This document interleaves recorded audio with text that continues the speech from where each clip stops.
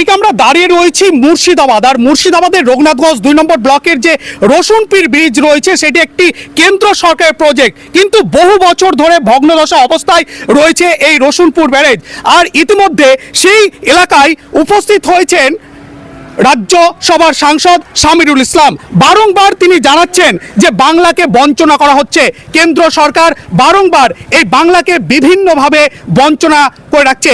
রসুনপুর ব্রিজের যে বেহাল দশা রয়েছে, এই রসুনপুর ব্যারেজের ওপর দিয়ে কিন্তু হাজারো হাজারো মানুষ দিনের বেলায় এবং রাত্রিবেলায় জঙ্গিপুর যে প্রাণকেন্দ্র শহর রয়েছে সেই জঙ্গিপুর প্রাণকেন্দ্রের শহরে যেতে হয়। তারপরও কিন্তু কেন্দ্র সরকার কোনোভাবেই দৃষ্টি দিচ্ছে না এই ব্যারেজের ওপরে। কেনই বা এইভাবে বারংবার বাংলাকে বঞ্চনা করা হচ্ছে, কি বললেন রাজ্যসভার সাংসদ শামিরুল ইসলাম? চলুন আমরা শোনাবো অ্যাডভান্স জঙ্গিপুর নিউজের পর্দায়।